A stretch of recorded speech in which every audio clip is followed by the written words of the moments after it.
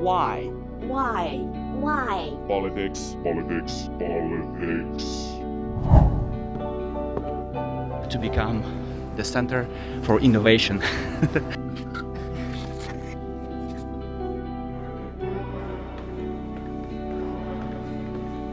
Take risks, try again, fail, try again, fail.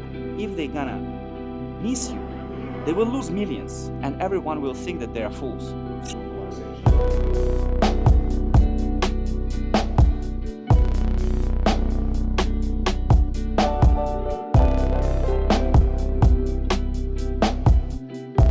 Ni hao, wood of Heniao. Hi friends, welcome back to Very Venture China. And it's me, Dennis Richard. And today we are diving into some incredible events I had the privilege to attend just before now. The legendary conference Slush, just behind the corner, where all dreams and deals collide together. And here, what's on the menu? A power breakfast with MÄKI Venture Capital Fund, the game-changing insights from brilliant minds and Lifeline Ventures, second venture capital fund here in Helsinki in Finland. And also how startups like Wolt, which sold for a whopping 7 billion euros, are flipping the script on success. The success secret sauce. Today we're gonna find out what it is and what MÄKI VC, a genius founder from Finland, has to tell us about. Wait a second guys, there is one more. The Slush conference is just full of swing, and I've got exclusive content lined up about venture capital investments, startup growth hacks, and groundbreaking innovations. So guys, I know you're already very excited. Hit subscribe button, turn on notifications, and join the adventure. It's gonna be a wild ride into the heart of the startup world. After all guys, the early bird catches the worm. And in the venture capital, timing is everything. So let's get started. The MÄKI Venture Capital Breakfast, a morning with innovation. It happened actually at the Maria 01. It's one of the largest startup hubs in the Northern Europe. Hundreds of startups, venture funds, and companies have offices right there. The atmosphere is like a giant anthill. Everyone is working on something different, but together they create an ecosystem that supports all the entrepreneurs around the Helsinki region, right? One such fund is MÄKI Venture Capital Fund, where we went for a morning meeting. And here, you know, the marketing, leadership, the corporate lessons, everything were discussed in very detail. So we got some really sneak peek over there. The corporate startup, Oddly Good, which has a spin-off from Valio, the great successful company with many years of experience in producing dairy goods, got a special attention guys here. So it is a brand of alternative dairy products that has already gained very high popularity in Europe. And what made the meeting particularly memorable was tasting the products, of course. I myself drank some coffee with the milk, or like alternative milk I would say, and the taste was quite impressive. Also at Slush we're using this milk as well. So the Oddly Good is an example of how a brand can combine tradition and innovation and the trends all together in one cup of coffee. However guys, the company's decision not to enter Chinese market, in my opinion, that was like very surprising actually. I couldn't help but ask the chief marketing officer, why? Why? Swedes are going into China with similar product lines, but the Finns are not going. You know, the answer was quite simple. Politics, politics, politics. To me, this looks like a missed opportunity because China is a huge market where European brands are highly trusted by local communities, by local people, especially when it comes to sustainability and healthy eating habits. Guys, come on, you're losing so much money over there. I mean, people trust you, they really would like to try your products as well. So alternative dairy products could have been a real success story in China. And guys, I've been like to McDonald's, I've been drinking coffee at Luckin Coffee, one of the most successful coffee places, chains in China. And everywhere, I mean, at every location you could get like alternative milk. You could get this oat milk, right? So the Oatlu is presented at every point of sale. It's McDonald's, or it's this Lucky Coffee, or it's a Starbucks. You always get it. And of course, they have a local production manufacturer. And with Swedish Chamber of Commerce, we were invited to visit this factory. The annual President's Seminar. The next stop was a business seminar with presidents of major Finnish corporations. That was Stora Enso, that was Fiskars and UPM. If we combine all together, the years of their existence, it will be over 1,000 years. Very funny fact, guys. So the atmosphere there was ridiculously, radically different from a startup hub. It was a place where people who make strategic decisions and influence millions of people gathered together in one room. So for me, especially memorable was the speech of the president of Fiskars. This company has a history of 400 years. It's a true icon in Finland. And they produce everything from cookware to garden tools. And today Fiskars is actively developing in China. With more than 50 stores, they are making history in China. We started a few years ago in China with Fiskars, pretty much from scratch. And what we did there was we started with only one brand, with Wedgwood. It's our royal brand from England, and put all focus on that brand, made it very big there. Then we took the next one and the next one. Today we have more than 50 own stores in China, so we are pretty big already. Oh, we are number one in China. And we did it in only a few years, but we did it by laser focus. And then also having the best diverse team, local teams. And however, due to political reasons, some factors, production is now being slowly moved to Vietnam and other Asian countries. Of course, it's impacting. It already started impacting under the Trump first administration, 2016, where we got quite heavy tariffs then on our products that we are sourcing from China and selling to the US. We do source quite a lot in Asia. Already then we moved a lot of our production from China to Vietnam, and increasingly we are moving to Vietnam, Cambodia, Laos, Thailand, around there. China's focus is less on the lame duck president and more on the next president. CBS's Ramy Inocencio is in Hong Kong, where all the talk is about Trump's tough talk on tariffs and Taiwan. Let's say China. China. China. China. China. China. And honestly, it would seem that political force prevents you from producing a cookware in China if you sell it here anyway. To me, it sounds a little bit confusing. So I would like to bring up the issue of globalization again. On the other hand, on the one hand, corporations are open up new markets. On the other hand, politicians create barriers with their speeches. So how do you strike a balance between these forces? It seems like to me that the world is becoming more and more divided. How come in this world, in this particular time, we are so divided, guys? And this goes against the spirit of global cooperation that we've been striving for, and we were hoping to get this cooperation, right? And while we were studying, graduating from universities, we were hoping that we will be living in this interconnected world, and we were taught so. But protectionism somehow is having the other plans for us. They are cooking something, right? And I didn't give these guys the right to cook. So don't let them cook. So during the seminar, guys, we talked a lot about mistakes, right? The main thesis here is not only those who do nothing are mistaken.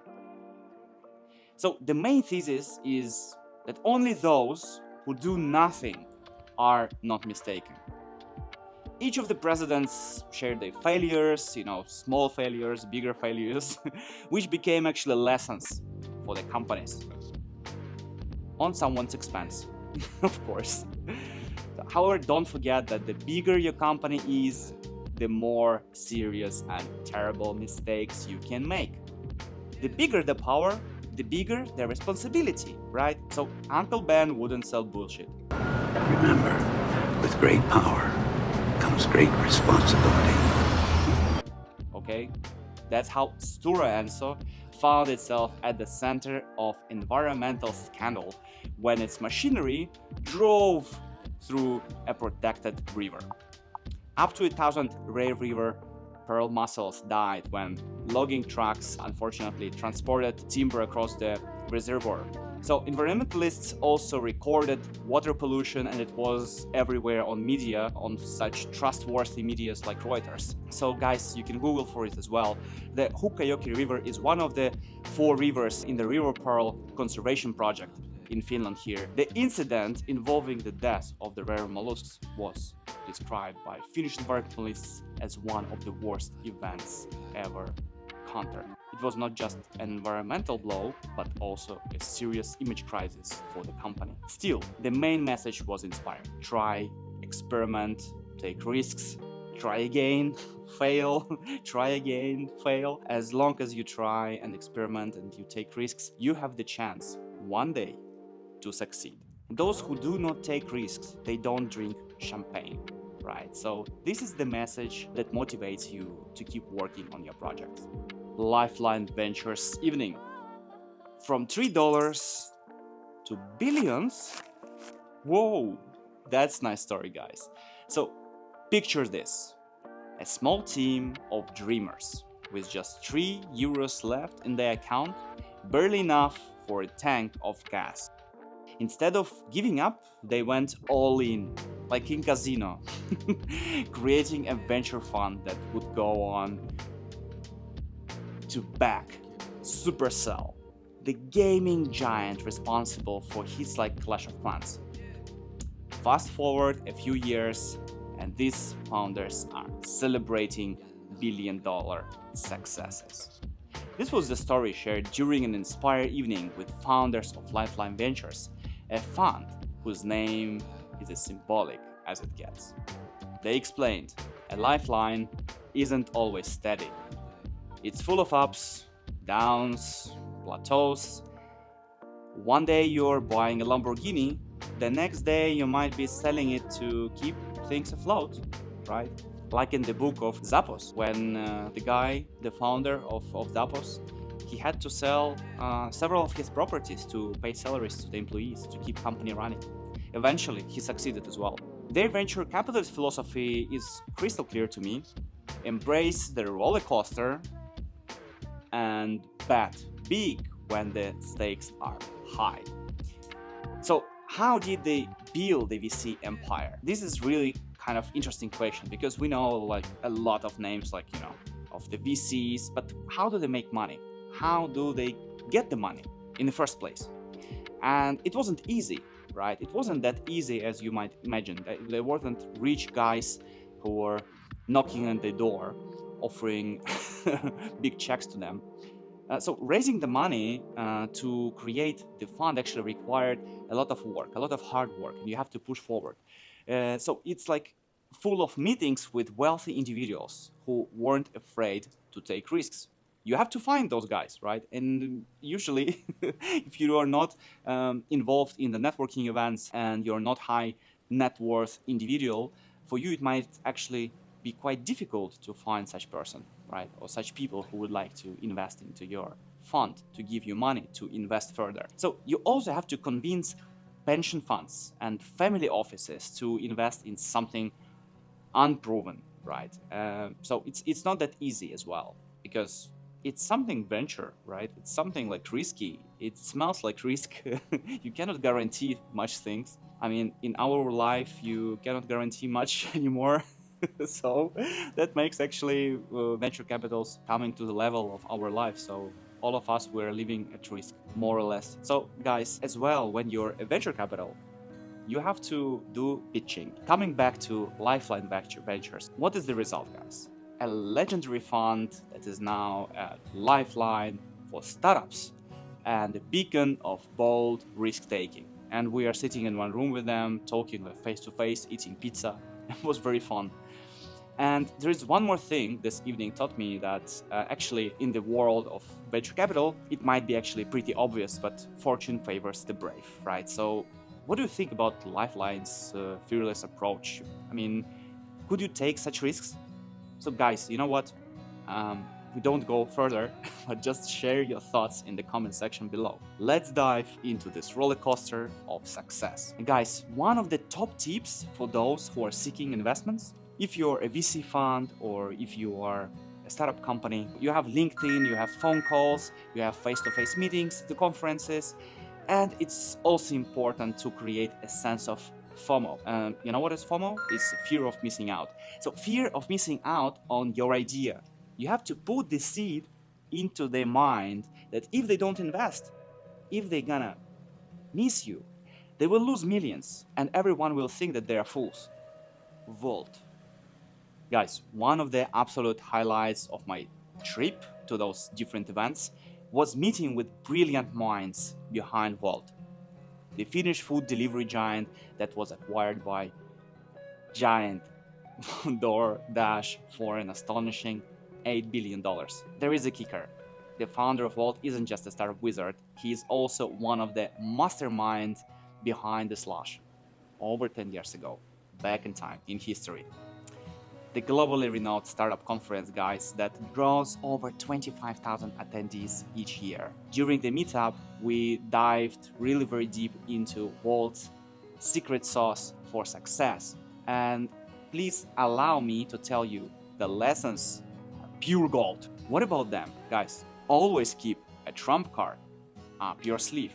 In business, you must be highly proactive, fearless, and ready to turn failures into stepping stones.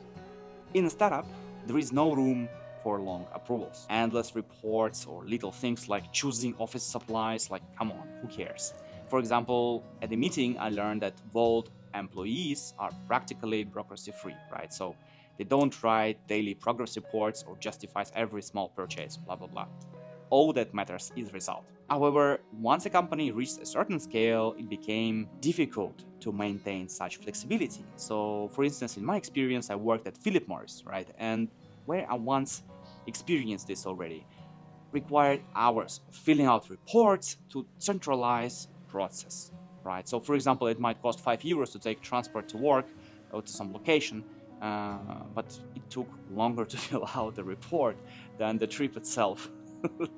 Because sometimes the system might log in, or whatever reason, you have to fill out and it takes a very long time. But you know what? Interestingly, many corporations are creating internal startups or spinning off small divisions to speed up innovations, testing new ideas without actually taking risk on a big name, right? So this allows them to retain the flexibility characteristic of small teams and be faster in new markets. So to test some hypotheses in new markets would be just awesome. Incidentally, Wolt has another connection to the startup world. The founder MÄKI VC was one of the people behind the famous Slush, right? So this connection is symbolic. The success of Wolt reflects the spirit of Slush, the energy, experimentation, and the desire for more. Deliver the best results.